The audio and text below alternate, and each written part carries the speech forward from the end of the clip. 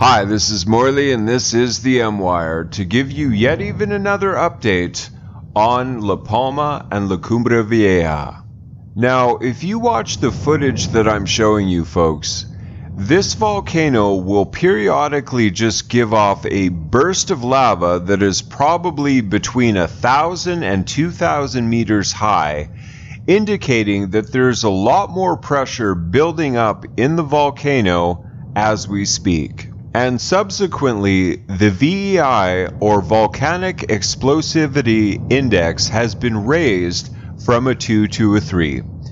So the scientists agree that this volcano is indeed becoming more explosive as time goes on. I do realize that there are points during the day where the volcano is more active than other times, but if you look at this footage, you see what I mean when the volcano just spews lava very high into the sky and is becoming increasingly more explosive, if you will, as time goes on. Now, if we talk about the pressure generated from this, from the earthquakes, and potentially even the explosions from water mixing with the magma producing iron oxide, that's the black smoke you see periodically coming out of the volcano, which could very well imply a greater water intrusion into one or perhaps even both of the magma chambers feeding the volcano at this point.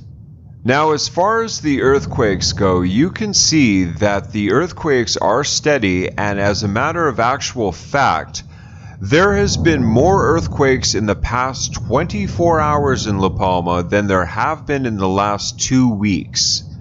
Now, bear in mind, I've said this before, that the smaller earthquakes are indeed being drowned out by the larger ones. So we're talking probably, literally hundreds of earthquakes on the island of La Palma daily.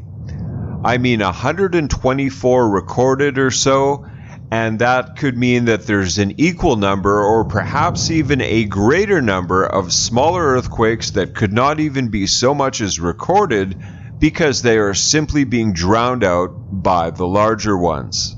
And on the subject of earthquakes, it's getting to the point where it's almost a daily occurrence to see one or even two 4.0 or greater earthquakes on the island. And the question that everybody is asking that no one can possibly have a definitive answer for is how much shaking can a small little island like this take before something absolutely catastrophic happens that will have worldwide implications. The fault line of this volcano, as I've said before, has already reached the ocean on the west coast. So basically it has been breached, it is weak.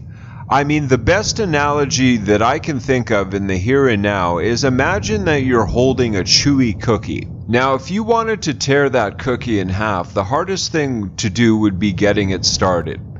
But once you got it started and you just ripped, the edge a little bit, it would be very easy to further rip that cookie in half all the way through.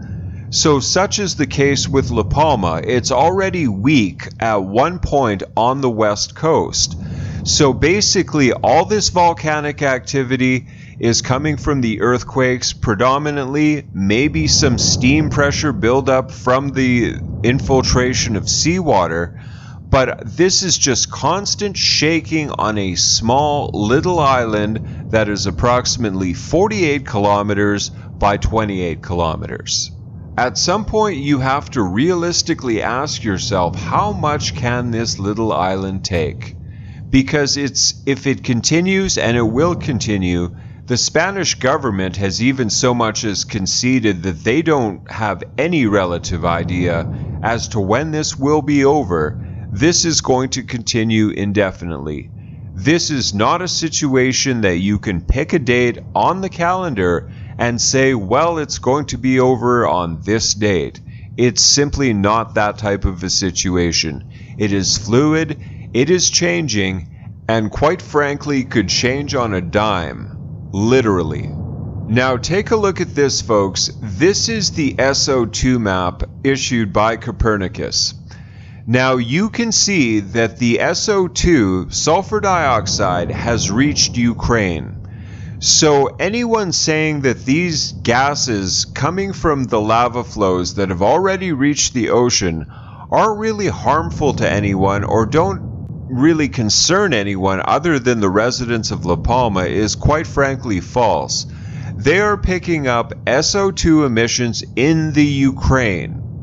This SO2 has wafted all the way over there, and as you can see on the map, there's lots of other land masses and countries that are in the path.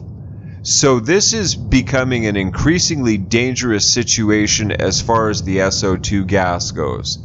It's not healthy to breathe in, so it is affecting people in other countries as we speak. So Volcano Discovery's update today is actually quite brief, but let's just go over here to see what they have to say. Unfortunately, there has not been significant change in activity, and the eruption continues to feed the growing lava field at high effusion rates.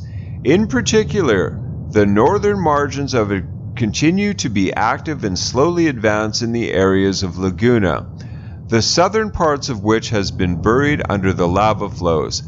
As a consequence, the government needed to decide to evacuate another adjacent area between the area of Tazacorte and Laguna.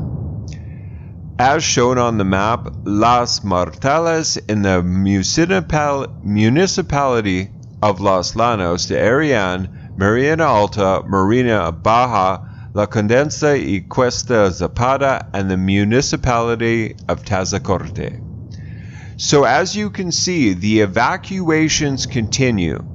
So these lava flows are merging with each other. There's about 2 or 3 lava flows that are about to reach the ocean if they haven't already. So that is only going to augment the SO2 sulfur dioxide gas situation that has already reached the Ukraine and other countries as well. Now folks, I want to end this update on a positive note. Here's some good news coming out of La Palma, albeit small. It's definitely good news, and any type of good news coming from La Palma these days is very welcome. So there was some dogs trapped somewhere in the lava zone on La Palma, and these dogs were apparently trapped somehow in there. And there was apparently talk that they were going to rescue these dogs with drones or something like that. But basically an anonymous group calling themselves the A-Team basically went in there and rescued these dogs. I know that's not much, but hey, I'm sure these dogs are happy to be, rescued and basically away from the lava and just happy.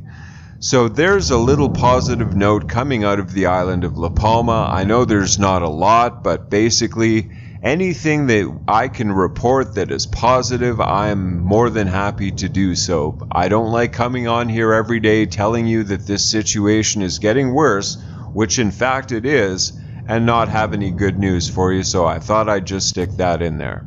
But to those of you who live on the eastern seaboard of the United States, I want you to be prepared. I don't know what's going to happen with this volcano, nor does anyone else, but folks, if the worst happens, I want you to have a contingency plan in place. I want you to have a bug-out bag.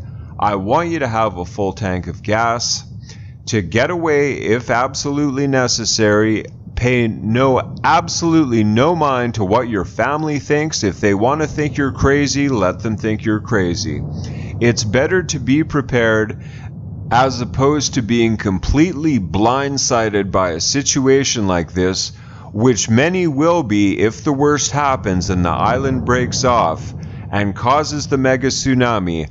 I guarantee you that the government will not notify people in time before it is well too late.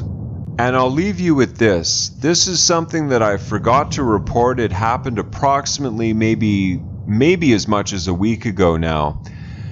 Joe Biden's press secretary, Jen Psaki, was having a press conference, and someone from the press corps asked her about La Palma, And from what I could gather from the question, he was asking something to the effect of, what has the United States done in preparedness if in case the island broke apart and there was a mega tsunami? And before he could even finish his question, they cut the feed to the press conference.